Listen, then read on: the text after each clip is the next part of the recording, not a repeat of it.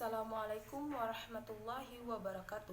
Perkenalkan, saya Nita Yantari, NIM 8080200022, Fakultas Manajemen dan Bisnis, jurusan Manajemen, kelas 02 PMI.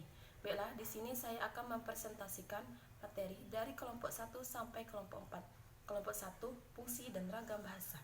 Ragam bahasa adalah varian bahasa menurut pemakaian yang berbeda-beda, menurut topik yang dibicarakan, menurut hubungan pembicara, kawan bicara, orang yang dibicarakan, serta menurut medium pembicara. Pada umumnya, pemakaian bahasa Indonesia digolongkan menjadi dua jenis, yaitu baku dan tidak baku. Sifat-sifat ragam bahasa: 1. Baku, 2. Konotatif, 3. Berkomunikasi dengan pikiran bukan dengan perasaan, 4. Kohesif, 5. Mengutamakan kalimat pasif, 6. Koheren, 7. Konsisten, 8. Logis, 9. Efektif, dan 10. Kuantitatif. Fungsi ragam bahasa: 1. Menyatukan berbagai bahasa Indonesia, 2. Simbol kebanggaan nasional, 3. Simbol identitas bangsa, 4. Pemersatu antar kelompok atau etnis, 5. Alat pemersatu adat dan budaya antar daerah. Ragam bahasa ilmiah dan non-ilmiah.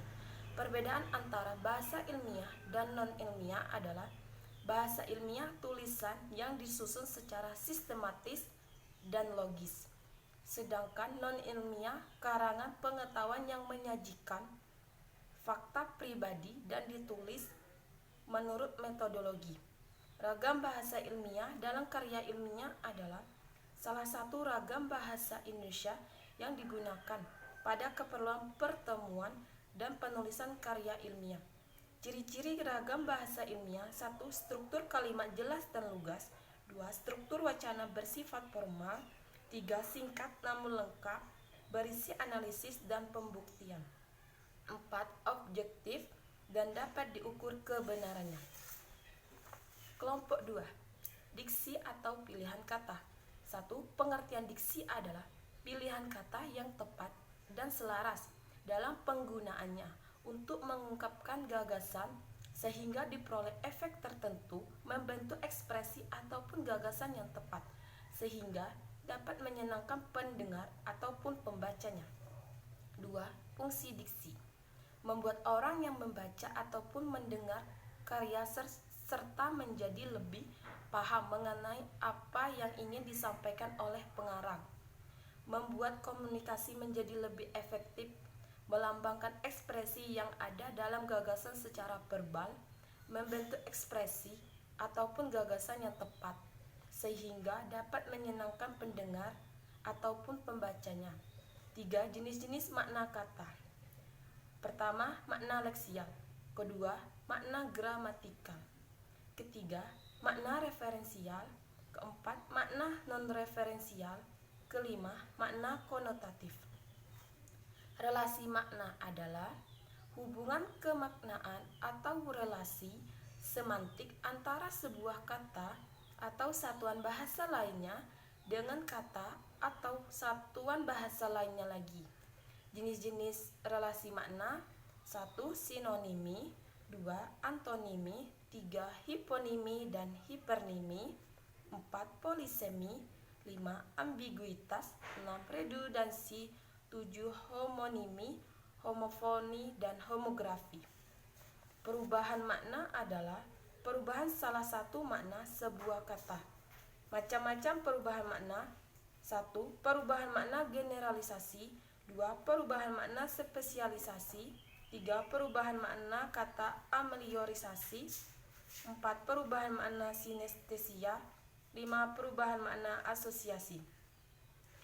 Idiom adalah bentuk ujaran yang maknanya sudah menyatu dan tidak dapat ditafsirkan dari makna-maknanya. Unsur pembuatnya, baik secara leksial maupun secara gramatikal. Ungkapan idiomatik adalah konstruksi yang khas pada suatu bahasa yang salah satu unsurnya tidak dapat dihilangkan atau diganti. Kelompok 3, kalimat. 1. Pengertian kalimat, yaitu rangkaian kata yang dapat mengungkapkan gagasan, pikiran, atau perasaan. 2. Unsur kalimat. subjek, predikat, objek, pelengkap, dan keterangan. Inti kalimat adalah unsur-unsur inti di dalam kalimat. Unsur-unsur tersebut wajib ada dan hadir dalam sebuah struktur kalimat. 4. Pola kalimat. 1. Subjek predikat. 2. Subjek predikat objek. 3. Subjek predikat pelengkap. 4. Subjek predikat keterangan. 5. Subjek predikat objek keterangan. 6. Subjek predikat objek pelengkap. 7. Subjek predikat pelengkap keterangan. 8. Subjek predikat objek pelengkap keterangan. 5. Jenis-jenis kalimat. 1. Jenis-jenis kalimat dilihat dari bentuknya. Kalimat tunggal dan kalimat majemuk. 2. Jenis-jenis kalimat dilihat dari fungsi subjeknya. Kalimat aktif dan kalimat pasif. 3. Jenis-jenis kalimat menurut isi atau maknanya. Kalimat berita, kalimat perintah, kalimat enfatif, kalimat tanya, dan kalimat seru. 4. Jenis-jenis kalimat menurut tata bahasa modern. Kalimat mayor dan kalimat minor. 6. Kalimat efektif. Kalimat efektif dapat diartikan sebagai susunan kata yang mengikuti kaidah kebahasaan secara baik dan benar. Syarat kalimat efektif. 1. Sesuai EYD. 2. Sistematis. 3. Tidak boros dan bertele-tele. 4. Tidak ambigu. Ciri-ciri kalimat efektif. Kesepadanan struktur, kehematan kata, kesejajaran bentuk, ketegasan makna, dan kelogisan kalimat. 4. Kelompok 4 paragraf. 1. Pengertian paragraf. Paragraf adalah suatu rangkaian kalimat yang memiliki suatu gagasan utama. 2. Kriteria paragraf. 1. Kesatuan. 2. Kelengkapan. 3. Kepaduan. 4. Panjang paragraf. 5. Pola susunan paragraf. 3. Jenis-jenis paragraf. Jenis paragraf berdasarkan fungsi. 1. Paragraf pembuka. 2. Paragraf isi. Dan 3. Paragraf penutup. Jenis paragraf berdasarkan letak gagasan utama. 1. Paragraf deduktif. 2. Paragraf induktif. 3. Paragraf ineratif. 4. Paragraf campuran. Jenis paragraf berdasarkan isinya. 1. Paragraf eksposisi. 2. Paragraf deskripsi. 3. Paragraf persuasi. 4. Paragraf argumentasi. 5. Paragraf narasi. 4. Jenis pengembangan paragraf. 1. Pola klimaks anti klimaks. 2. Pola kausalitas. 3. Pola sudut pandang. 4. Pola definisi luas. 5. Pola pertentangan. 6. Pola perbandingan. 7. Pola generalisasi. 8. Pola klasifikasi. 9. Pola analogi. Jenis pola berdasarkan letak kalimat utama. 1. Paragraf deduktif. 2. Paragraf ineratif. 3. Paragraf induktif. Dan 4. Paragraf campuran.